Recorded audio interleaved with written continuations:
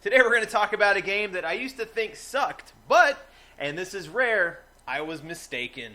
Rolling Thunder is actually pretty good, especially for a Tengen game, most of which are tepid little dookie balls. Sorry, Atari. Sorry, Atari. Band name. Called it. Anyway, it's Rolling Thunder, unlicensed goodness on the NES. Let's check it out.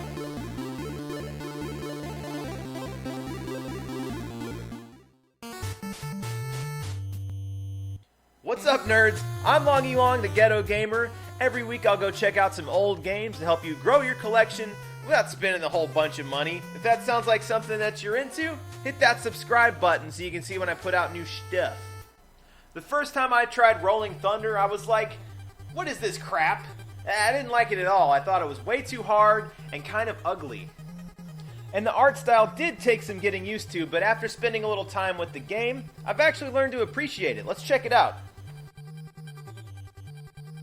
This is a port of an arcade game originally developed by Namco. The North American release was done by Tengen, a subsidiary of Atari, on these unlicensed black cartridges. Very cool. These were distributed pending legal action. It's a long and exciting story. You should check out my Atari on Nintendo video to learn a little more about it. Tengen definitely captured the style and speed of the arcade game, and I'm actually pretty impressed by the animation. The character's death sequence has just one or two extra frames that smooth out the movement and adds just a little bit of polish that really sets it apart from the rest of Tengen's catalog, which is like 90% unremarkable.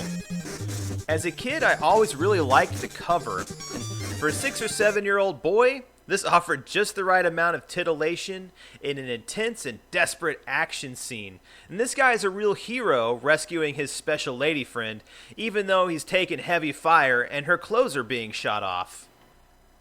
To be honest, it is not looking good for these two. I think they're surrounded. And you know what? Even though the guy's mouth is really small, I still think the artwork is pretty good. It definitely takes some creative liberties from the actual art direction of the game itself, but that's Atari for you.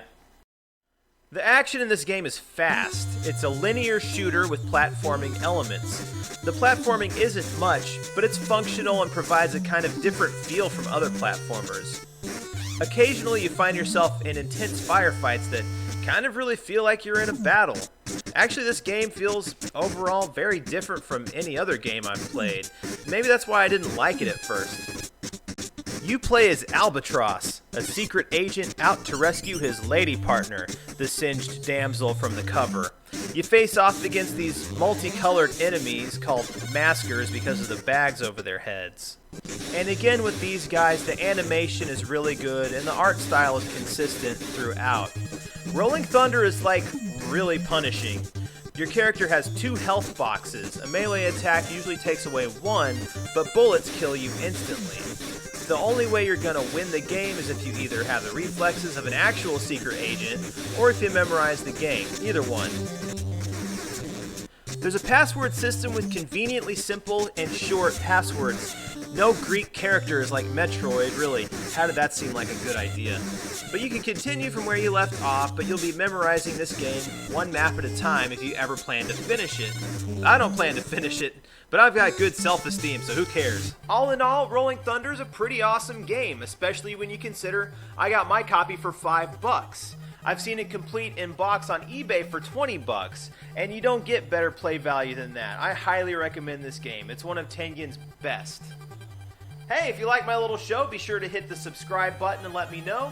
I'm going to post some other episodes here on the screen so you can go check out some of my old stuff. And if you want to help enable me, support me, go check me out on Patreon, Longy_Long, so you can buy me a couple of games. I know that they're cheap, but there's a bunch of them, right? Alright, thanks for watching.